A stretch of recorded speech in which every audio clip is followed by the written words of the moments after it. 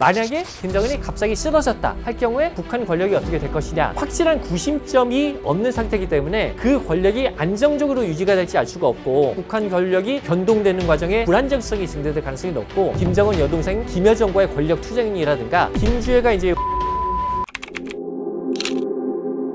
저는 SBS 기자로 30년 재직을 했고요. 기자 생활 동안 20년은 북한 관련 취재를 담당을 했습니다. 지금 상황에서는 북한이 핵무기를 가지고 있다고 봐야 될 것 같습니다. 왜냐하면 북한이 어쨌든 6번의 핵실험을 했고요. 핵무기의 원료가 되는 게 크게 플루토늄과 고농축 우라늄이 있는데, 북한에 이 두 가지를 다 만드는 시설이 있습니다. 즉 플루토늄은 영변의 핵시설 단지에서 만들 수 있고요. 고농축 우라늄은 영변, 강선, 그리고 최근에 정동영 통일부 장관의 발언으로 논란이 됐던 구성, 이런 데에 우라늄 농축 단지가 있다는 거잖아요. 그리고 우라늄 농축 시설은 대단히 소규모 시설에서도 만들 수 있기 때문에 우리가 알고 있는 이외의 지역에서도 우라늄 농축 시설이 있을 수 있습니다. 이렇게 핵무기의 원료가 되는 물질들을 만들고 있고, 핵실험도 한 경험이 있고, 그리고 북한이 핵무기를 만들었다고 공언을 하고 있기 때문에 북한이 핵무기를 가지고 있다라고 보는 게 현 시점에서는 상식적일 것 같습니다. 북한이 핵 개발을 하는 이유는 기본적으로 미국의 군사 공격을 막기 위해서라고 얘기를 합니다. 사실 미국이 전 세계를 상대로 전쟁을 여러 번 하잖아요. 지금도 이란을 상대로 전쟁을 하고 있고, 그렇기 때문에 북한 입장에서는 미국을 공격할 수 있는 핵무기를 가지고 있어야 미국이 북한을 공격 못할 거다라고 얘기를 하는 거죠. 근데 북한이 미국으로부터 안전을 보장받는 방법은 꼭 핵무기가 아니라 교류 협력을 통해서 미국 주도의 국제사회에 편입이 되면 돼요. 북한 사람들이 미국에 자유롭게 왔다 갔다 하고, 미국 사람들도 북한 여행할 수가 있고, 또 미국 사람들이 평양에 투자를 하고, 북한 사람들도 미국에서 사업을 하고, 이렇게 경제 사회적으로 얽히게 되면 그 과정 속에서 자동적으로 북한의 안전이 보장이 되는 거거든요. 근데 지금 북한의 체제는 그럴 수가 없습니다. 왜냐하면 지금 북한은 김일성 일가 우상화가 너무나 강하게 돼 있는 체제이기 때문에 김일성 일가가 전 세계에서 가장 위대하다 이렇게 교육을 받고 있는데, 외부 정부가 들어오면 북한 주민들이 그 세뇌 교육의 허구성을 알게 될 거 아닙니까? 그러면 지금의 북한 체제가 유지될 수가 없거든요. 그래서 외부 정부를 결사적으로 막는 게 북한 정권이 유지되는 가장 중요한 기제인데, 이렇게 외부 정부를 막으려고 하다 보면 외부와 교류가 안 되니까 미국 주도의 국제사회에 편입되는 게 불가능해지죠. 그렇다면 북한 입장에서는 북한의 안전을 보장하는 방법은 무력으로 미국이 공격을 못하게 하는 방법밖에 남지 않기 때문에 핵무기를 개발하고 계속 여러 재래식 무기도 개발을 하고 있는데, 이런 무기 개발의 끝은 없을 거라고 저는 생각을 합니다. 북중러가 이제 보통 사회주의권 연대라고 하긴 하는데요. 북중, 북러 관계가 시기별로 보면 굉장히 미묘하게 왔다 갔다 합니다. 지금은 북한과 러시아의 관계가 굉장히 혈맹 관계죠. 북한이 러시아로 파병까지 하면서 거의 혈맹 수준으로 올라섰고, 거기에 비해서 북중 관계는 약간 미묘하죠. 중국과의 관계가 좋을 때는 그걸 가지고 러시아와의 관계를 요리를 하고, 러시아와의 관계가 좋을 때는 그걸 가지고 중국과의 관계를 요리하는, 이런 것들을 굉장히 잘해오는데, 지난해 김정은이 중국 전승절 열병식에 가서 천안문 막루에 시진핑 주석, 푸틴 대통령과 함께 정중앙에 서지 않습니까? 이것도 북러 간의 혈맹 관계를 이용해서 중국을 상당히 압박을 한 거죠. 북한과 러시아가 저렇게 친해지는데 우리만 좀 동떨어져 있으면 안 되겠어. 이런 중국의 외교적 압박을 통해서 결국 김정은이 중국에 가서 대우를 받는, 이런 식의 외교적인 성과를 거둔 건데, 북중 관계도 어느 정도 복원이 돼 있다고는 합니다만, 북중 관계 좀 한정해서 보면 중국이 북한에 알게 모르게 엄청나게 지원을 해주죠. 송유관으로 원유 집어넣어주고, 북한이 정말 굶어 죽을 것 같으면 식량 지원해주고, 사실 북한과 중국이 1400km의 국경을 접하고 있는데, 중국이 맘먹고 봉쇄를 하면, 밀수도 못하게 하면 북한이 버티기 쉽지 않습니다. 그런데도 북한은 할 말을 다 하고 살아요. 왜냐하면 북한이 없어지면, 그래서 남한 주도의 한반도 통일이 이루어지면 중국 입장에서는 동북아 정세가 상당히 부담스러워지거든요. 그렇기 때문에 중국은 절대로 북한을 못 버릴 거다, 이런 생각이 있기 때문에 북한이 그걸 믿고 중국한테 지원을 받으면서도 할 말은 다 하고 살고 있습니다. 북한 김정은이 군사훈련 지도를 많이 하죠. 대외적으로 군사행보를 보이는 친구도 있지만 실질적으로 무력 개발을 계속하고 있는 겁니다. ICBM이나 이런 것처럼 미국을 상대로 한 무기를 계속 개발하는 건, 미국이 공격을 하면 북한도 반격할 수 있다, 그러니까 쉽사리 북한을 공격할 생각을 하지 말아라, 이런 걸 보여주는 무기 개발의 차원이 있고요. 최근에 나온 북한판 이스칸데르라든가 북한판 에이트킴스, 600mm 초대형 방사포 같은 대남 공격용 무기들은 남한, 그리고 더 나아가면 이제 일본을 상대로 한 공격용 재래식 무기를 가다듬고 있는 건데요. 남한이나 일본을 공격할 수 있는 무기로 압박함으로써 가질 수 있는 억지도 있어요. 무슨 얘기냐면, 만약에 미국이 북한을 상대로 전쟁을 하려고 하면 우리나 일본은 미국한테 하지 말라고 말릴 수밖에 없어요. 전쟁이 일어나면 여러 가지로 피해를 입게 될 테니까 전쟁을 말릴 수밖에 없는데, 북한 입장에서 보면 남한을 무력으로 압박함으로써 미국의 행동을 막게 하는, 이런 식의 억지 전략도 활용하고 있다고 볼 수가 있습니다.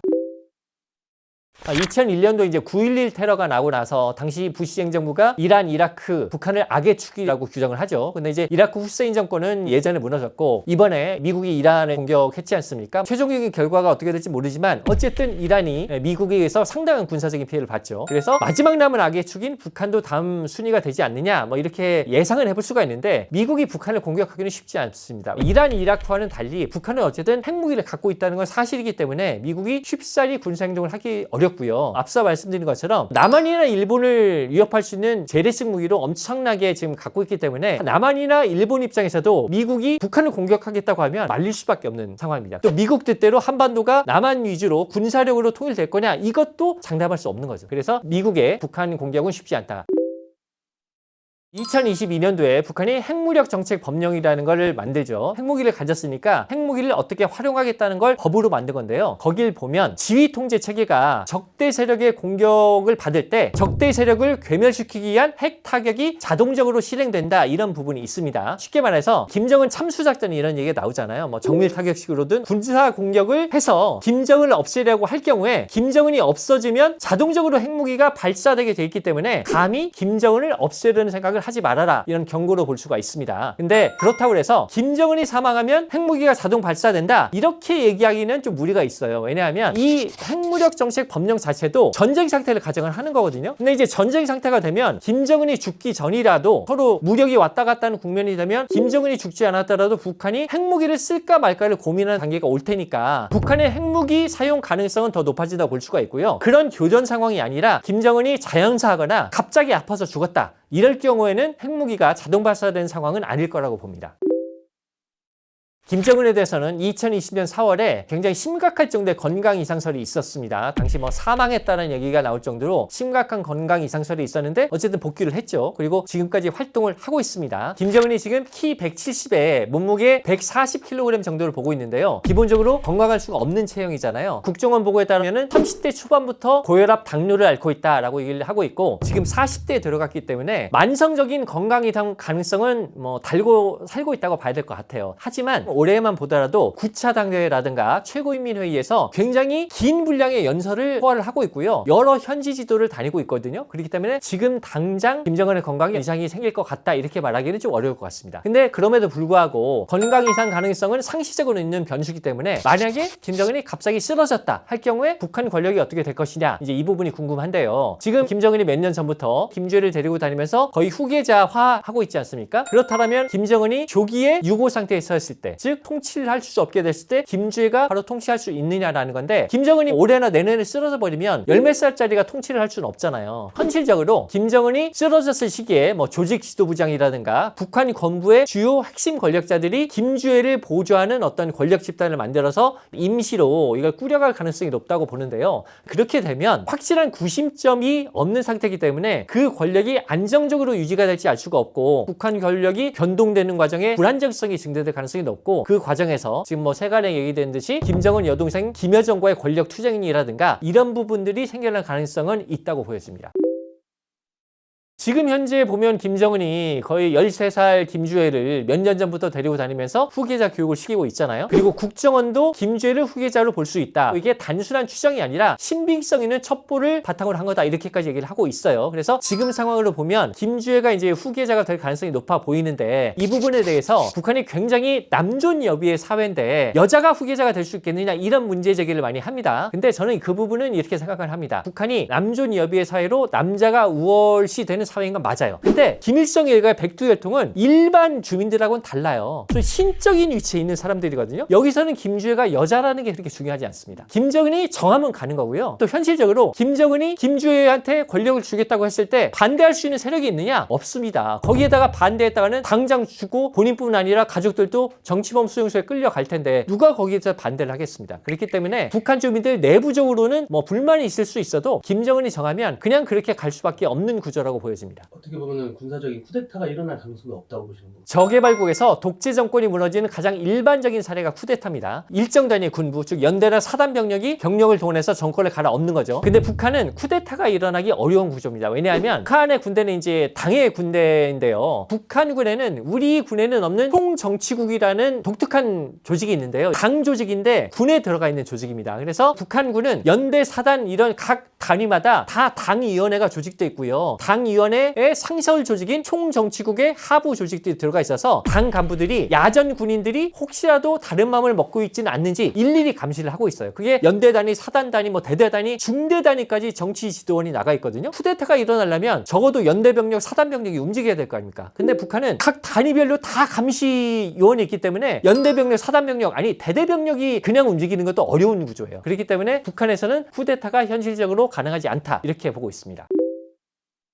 북한이 핵무기를 갖고 있는 걸로 생각되는 상황에서 우리가 핵무기를 갖고 있지 않은데 미국의 도움, 미국의 확장 억제에 의해서만 안전을 보장받을 수 있느냐? 이건 100%다라고 말을 할 수는 없어요. 미국이 한미동맹으로서 우리를 지켜준다고 하지만 사실 어쨌든 다른 나라니까 국제정세라는 건 어떻게 변할지 모르잖아요. 그러니까 북한의 핵무기에 방어하는 가장 확실한 방법은 우리도 핵무기를 보유하는 거 밖에 없다는 건 분명한 사실입니다. 근데 그렇다고 해서 우리가 정말 핵 보유의 길로 갈 거냐? 이 부분은 좀 종합적으로 볼 필요가 있습니다. 우리가 핵무기 개발에 나서게 되면은요, 일정 정도 국제사회의 제재가 불가피합니다. 북한도 핵무기를 개발하는 데 있어서 엄청난 국제사회 제재를 받았잖아요. 우리는 그 정도는 아니더라도 국제사회가 한국이 핵 개발한다고 그거를 용인할 수는 없거든요. 지금 국내에서 핵무기 개발을 주장하는 쪽에서는 트럼프 정부의 대외 전략이 동맹들이 각자 자신들의 안보를 지켜라 이렇게 떠미는 부분이 있기 때문에 이런 분위기를 활용해서 우리가 핵무기를 개발할 때 미국이 묵인해준 쪽으로 할 수 있을 거다 이런 주장도 하는데 저는 그렇게는 보지 않습니다. 우리가 미국을 아무리 구워 삶아도 핵 개발할 때 미국이 해줄 수 있는 최대치는요, 한국에 대한 안보리 제재 결의안이 올라갔을 때 미국이 기권하는 게 최대치예요. 중국이나 러시아가 한국이 핵 개발한다고 제재 결의안을 올리겠죠? 근데 미국이 거기서 반대를 할 수는 없어요. 미국이 반대하면 전 세계 다른 나라가 핵 개발해도 미국이 그걸 용인하겠다는 뜻이거든요. 그렇기 때문에 미국은 전 세계적으로 핵무기 확산을 방지하는 게 미국의 국익에도 부합되는데 한국만 핵 개발한다고 그걸 용인해 줄 수는 없거든요. 한국이 핵 개발하면 어느 정도의 국제사회 제재는 불가피한데 제재를 받게 되면 수입물가 폭등하고 우리 기업들 무역에 타격을 입고 삼성전자 주가 폭락하고 현대자동차 수출 안 되고 이런 게 일어날 수밖에 없습니다. 그런 유엔 제재가 현실화되면 왜 핵 개발을 했느니 왜 삼성전자 주가가 폭락했느니 해서 우리 남한이 거의 4분 5열 될 겁니다. 그런 국론 분열 하에서는 핵 개발을 제대로 할 거라는 보장도 없거든요. 그래서 그런 위험성을 감수하면서 핵무기 개발로 가기는 어렵다. 지금 현재 상태로는 미국의 확장 억제에 기댈 수밖에 없는 게 불가피하다라고 생각을 합니다.